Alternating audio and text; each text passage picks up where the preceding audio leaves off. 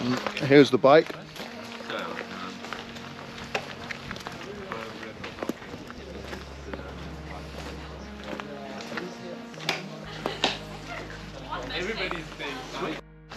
Here's the bike.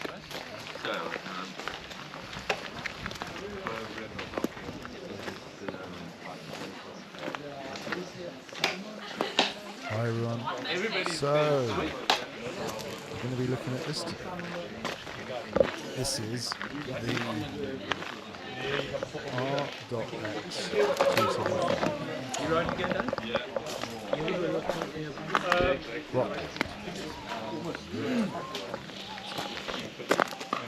It's basically Questo ha un manubrio proprio integrato con freni XTR. Guarda, il stem, anche il manubrio sono con un pezzo integrale. incredibly light. I don't have it with me, but I have ridden it. So I'm going to be adding in some video of what I was actually riding it. So it should be quite interesting to see.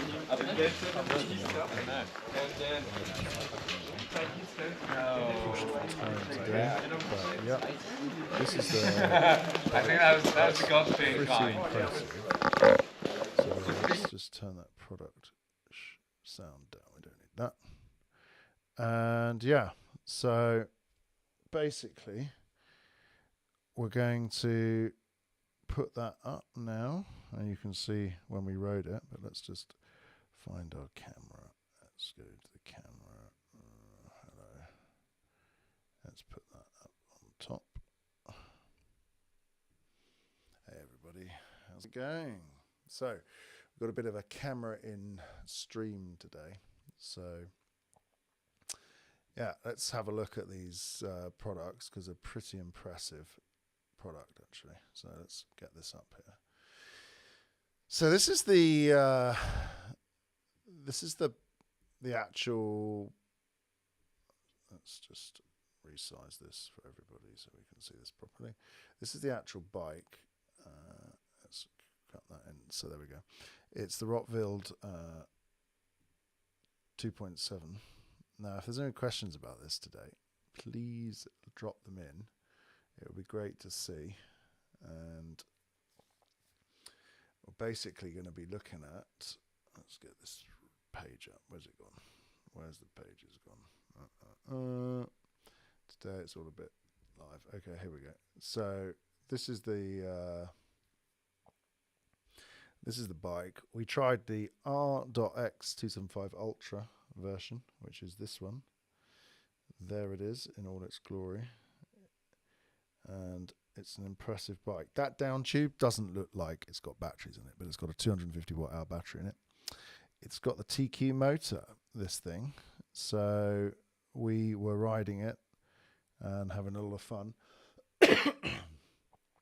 And yeah, it's quite an interesting design. It's got this, which is your power settings or your boost button. So you press that and it gives you a boost. So it's got 3 power settings plus boost for 30 seconds. And so it gives you an extra 300 watts for that time. It's got the Fox suspension on the front, Fox on the back, the display from TQ integrated into the top tube. Very nicely done, fits really well. And there's the motor, the TQ motor, which is barely visible on this bike. Really, honestly, it's quite incredible. So the frame is, as we see there, 1,893 grams, which is really light. Now, one thing to note about this frame is it's got no pivot point on the back here. So with no pivot point, that means the stays have to flex. As this shifts up and this compresses, these stays flex. Now, it's only got 120 mils on the back, so that's not actually really much of a problem. And on the front, it's got 130 mils. It's a proper down country bike. Nice integrated cockpit, really clean. The cables can go through the headset if you want, or through the frame. This is Rottweild. So for those who don't know anything about Rottweild, let's get to the bike photo. There we go. So for any of those people who don't really know about Rottweild, it's quite an incredible company, really, I have to say. Basically, in my experience, they over-engineer everything.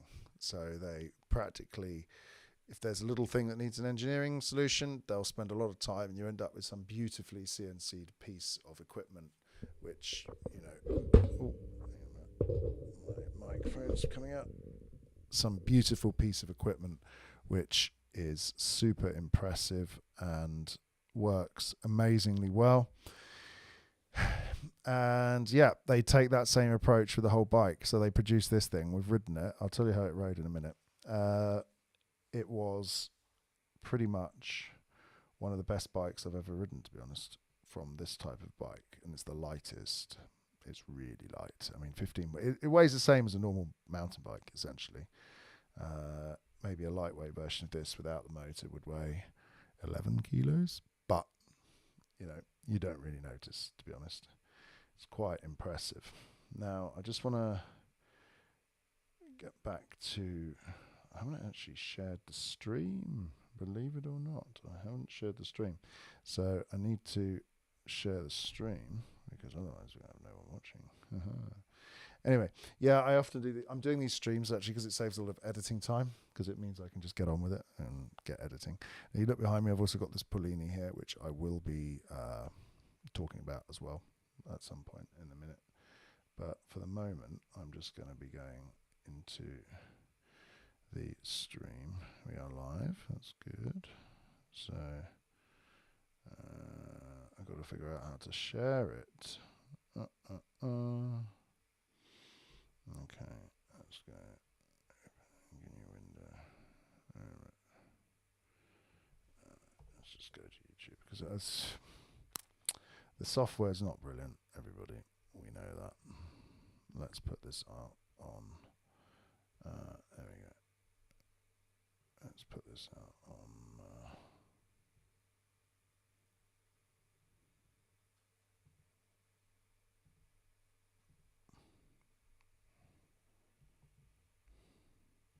Right, we're getting there. So we are live. That's good. But just trying to actually share this on Facebook as well.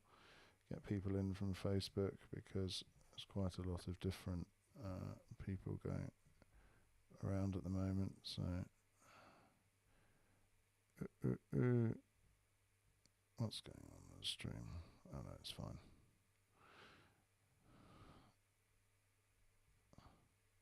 Anyway, yeah, so basically we have an amazing bike. It works amazingly well, and it's overly engineered. That's all I can say. I would hope that other companies will follow suit, because this company has essentially invented a whole new category. And that's one of the things that surprised me about it is... Let's just get that shared. Right, yeah. So it was basically a whole new category, which was really surprising. So if I drop into the ride video, we'll get straight on with the ride video. So let's just put that up there and hit fade. Come on, that should be working. Alright.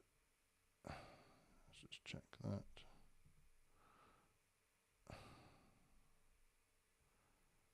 Oh gosh, we have so many complications on here. There you go. There you go.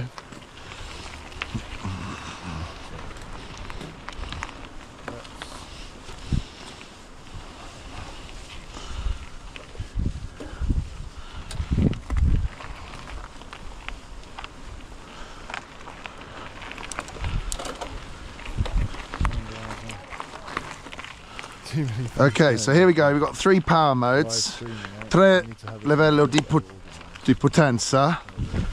C'è base, medium e full. La cosa di questa bici elettrica che è interessante è che è una bici elettrica proprio nuovo concetto, perché down country non esisteva mai un bici elettrica di questo stile, che può essere anche un bici normale con assistenza, ma è incredibile come modello. Guarda, l'efficienza si sente sulla pedalata, su questo tratto di rocce.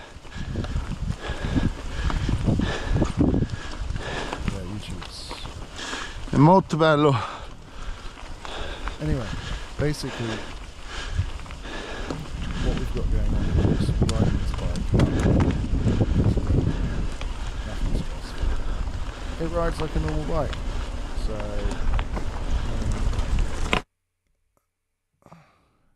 I found it to be interesting. I wouldn't say it's my favorite bike, and that's a lot to do with the fact that it's a down country bike and I like enduro and trail. But I have to say it works surprisingly well for what it is. And let's just get rid of that one again. Let's fade to black on that. Let's put the product back because that seemed to work without overclocking. For some reason the video, it didn't like that. Even though I exported it at 720p, it didn't like it. But even this one gives me a bit of a crazy. Okay, that's not what we want. Stream cam only. There we go. Let's go back to fade. Okay, so yeah, basically it's. I don't want to have a choppy stream here, so sorry guys about that. Basically, what we've got going on here is a bike that's lightweight, works well. It will appeal to the fitness people out there. So those people who really like to ride and push their bodies, and with that little bit of extra boost, which kind of takes you to the range of this thing. If you're fit and you're riding this thing and you're not using the full power on boost every 2 seconds that you can, you've essentially got an extremely long range. I would say this bike goes up to at least, or the battery will give you, with a fit rider, way over what you'd get with a 700 watt hour battery on a normal powered e-bike. So for me, this thing is definitely worth considering if you've been looking to enter the e-bike market. You're a cross-country rider, you're a lightweight rider, you don't really want those big heavy bikes, you want a lightweight bike, this thing is worth considering. The only thing is, it's 12,500 euro, which is quite expensive with the Ultra version that I tried, which is the top of the range version. So it's basically time to, it fits in with the same prices actually of other cross-country bikes that you would find in on the market, actually, top-end cross-country bikes, same as this, same price. So yeah, interesting. Anyway, so I was impressed. It was a great thing to use. I really enjoyed it. I will say that it's not for everyone. Downhill, it's got its limitations. Doing big drops, doing even step downs, not the easiest bike to ride in that sense. You've got to have your skills. You've got to basically have your cross-country skills there. Used to having, it does have a 2-position seat post, which is either up or down. Now, I didn't like that, but apparently in the production version that comes out, there will be a multi-level version, which will be a lot better, I think. But yeah, so you've got to have your wits about you. As a lightweight bike, it's got very closed head angles, so it's not one for taking sharp corners at speed. Let's say you've got to be, pick your line, choose your think about your skill level, and then go for it. So yeah, interesting. Not my style of riding, but I gave it a shot, and yeah, I liked it. I thought it was good. It was fun, but not my riding style. So it will appeal to those cross-country riders out there, definitely, who want that down-country feel. A little bit of capability without sacrificing, weight. so you don't have to gain a lot of weight to have capability. And that's where this bike fits in. And it's the only one on the market like it at the moment, in my opinion. Anyway, so that was the Rotfield. It's worth, if you can ever get hold of one to test, it's definitely worth trying. But the other thing I want to talk about today was this, which is behind me, which is the Polini. And they want this back now, actually. I've got to send it back. So this is going to be the last stream I'm going to do with it. And then I will be basically doing a few more rides, getting a bit more footage for the test, which will come out on motor.it, which will be cool. And also I might put it out on this channel as well. Now, we haven't really tested the bike, let's say. We've been focusing more on the motor. And I have to say, this battery and motor combination here, very, very impressive. This motor is particularly powerful. And on this bike setup, so gravel, this absolutely flies. I'm absolutely shocked about how good and how fun this is. Now, I would obviously, I'm not a gravel expert again, so this is the stream of the we're not an expert, but we have our points of view. And basically, yeah, this motor with this battery combination is something that I think, and it comes with the bottle battery as well. So you've got essentially here 800 watts if you want it. And you fly. I mean, what can I say? You can go a very, very long way. They've got 5 power modes on the display, which is mounted up there. There's the power buttons on the bar. And as a product, I'm pretty impressed with it. I don't like road or gravel bikes which feel like e-mountain bikes, and this doesn't. This feels like a gravel bike. It's got a wide drop handlebar on it. The braking and the feel of it, the balance of the bike feels like a gravel bike, because that's what this is. And but with this motor, you really fly. I mean, you find yourself going probably on smooth gravel, probably twice the speed of a mountain bike, and on rough gravel a bit slower because you don't have suspension. But it's way more complementary to the rider, let's say. So it's basically something that, yeah, you appreciate sort of what you're doing, the physical exercise side of it, and that's what this moves into. So gravel's been a bit of an interesting one. It's growing massively, and electric gravel is a niche, like a real niche.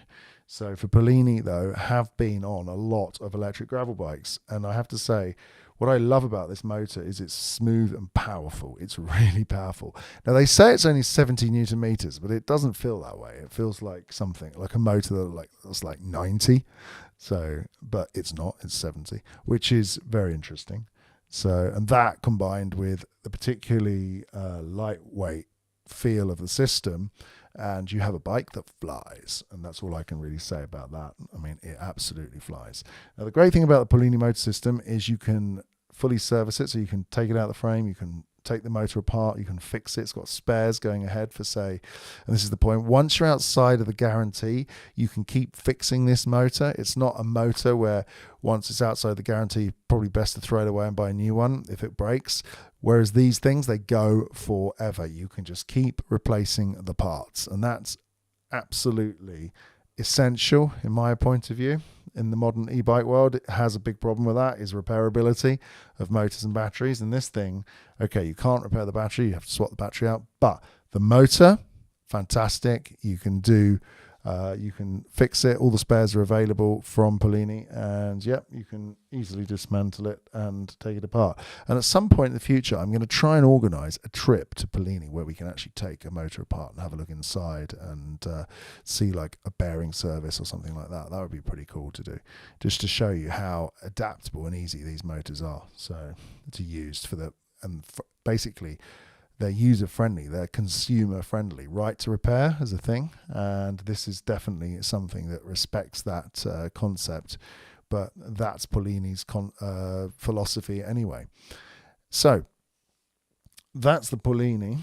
with the extra bottle battery, I have to say it does go a lot further as well. The range is easily up over 100 kilometers. You can be up 100, 150 kilometers, no problems. If you're using the lower power modes, then in fact, it's got 5 power modes. I found myself basically using power mode 3 most of the time. Didn't really need 4 or 5. I mean, if you've got a really steep hill, power mode 5 is quite interesting. But essentially, power mode 3 is more than enough. And in power mode 3, 100, 150 kilometers, easy, no trouble at all.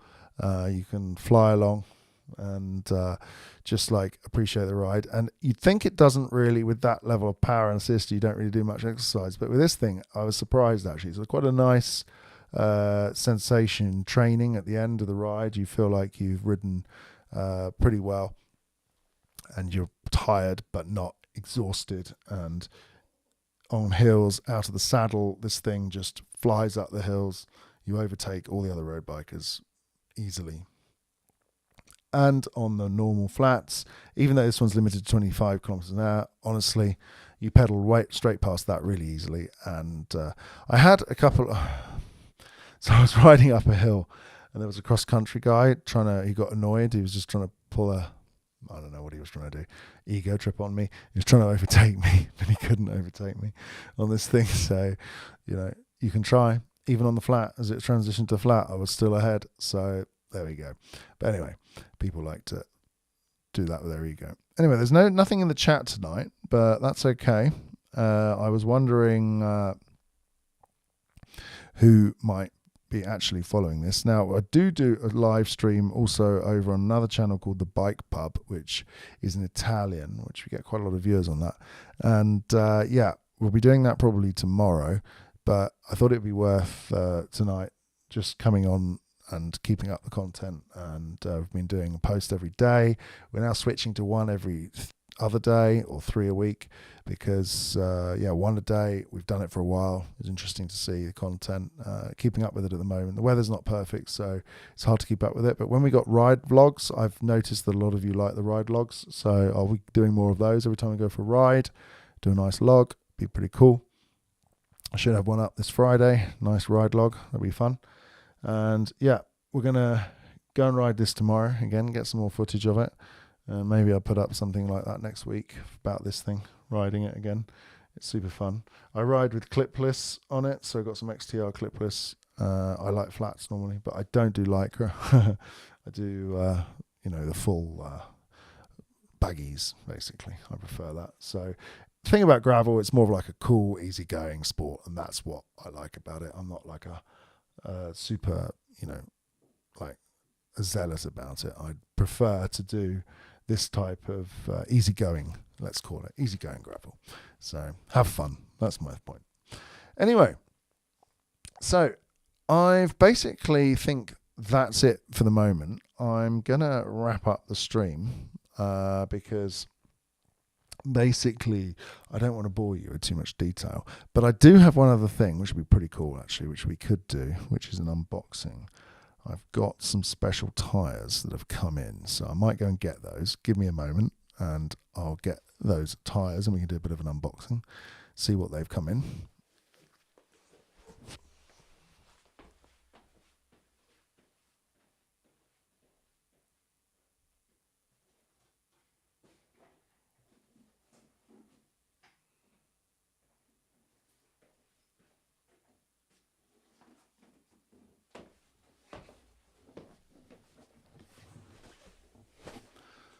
Right, here it is. So this is my tyre supply. Let's put the headphones on so I can hear what I'm saying. So this is the tyre supply, and let's just check the sound is all working properly. Yep. Input. Yeah, that should be working properly. Yeah, so basically we've got a box of tyres which came through the post the other day. So let's have a quick look, see what they are. Apparently brand new ones, not been used before or seen before. So let's get into it.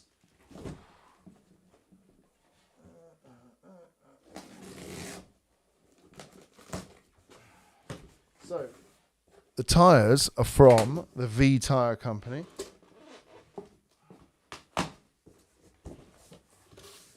They haven't been actually available on the market yet. So what have we got here? We've got, here we go, brand new, unused. Are these actually prototypes, or are they? Not quite sure. No, they're production. Let's have a look. What are they? This is an Attack HPL. So that is which size is that? Which size did they send in? And it's quite a robust tyre. It looks a bit like a Minion, to be honest. A lot of the tyre companies now, there's a lot of competition out there for the tyre companies, and like with reference tyres being basically, this is a 29er by 2.5, okay? So we've got a 29er by 2.5. I think I've got some 27s as well, because I like to ride the 27s, but that's a 29er by 2.5. Looks like a really fast rolling tyre. That looks a bit like an Assegai. So if you have a look at that, brand new tyre, not used, been on the market before. Let's see what else we've got in here. We've got the rear, the Attack FSX, which is the rear tyre. This looks a little bit like a DHR, and it's got, actually interesting to see, it's got some, there we go, the braking bars here, directional stability, and some edge cornering. So it's got quite a square profile. Be interesting to mount this, see how it runs. It's quite low, actually, those middle knobs. Really, in comparison, I don't know if you can see that. Can you see that? How that profile of that tyre? That looks interesting, doesn't it? Yeah. Anyway, so that's 29er by 2.5 as well. We'll get that out on the trail soon, and I think they were supposed to send me some 27.5s, I think. So let's have a look. What's this? This is another Snap. This is the Snap, is it? What is it? It's the Snap. Let's have a look. Okay. This is the Mark II. Ooh, this looks interesting. I've got quite a selection of tyres here today. This looks a little bit like a high roller too. Interesting. And it's, let's have a look. What's the sizing of this one? That's 27.5 for sure. That is a, no, what is that? Wow, it's got a lot of sizing things written on the side. It's hard to actually tell. What is that size? It's tubeless, ready. Tire, the sidewall is pretty strong, actually. Oh, that's 29 as well. All 29. I did ask for some 27s. Because I've got lots of, what do you call it? Mullet bikes. So you need a 27 on the back. Tire companies.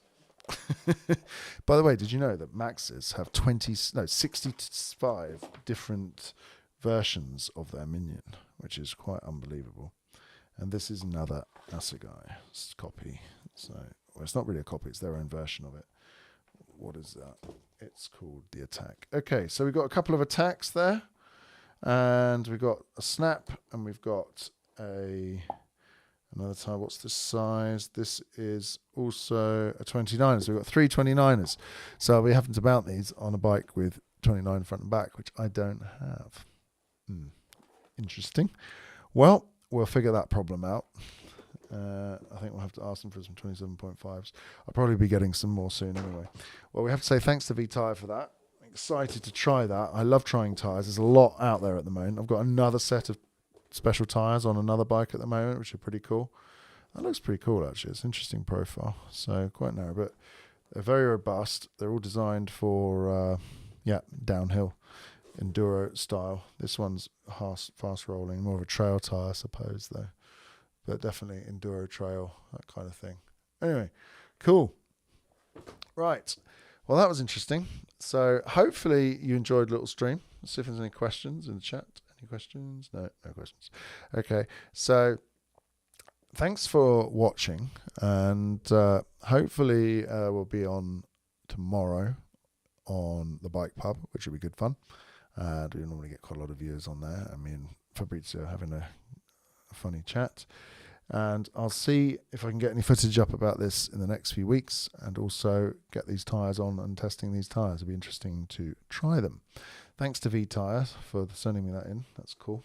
And yeah, anyway, thanks a lot, guys. Don't forget to like and subscribe, and give a like to the chat, because I need those likes. If you hit like, then the video goes more and everybody sees it. Anyway, thanks a lot, and we'll see you soon. And yeah, have a good evening.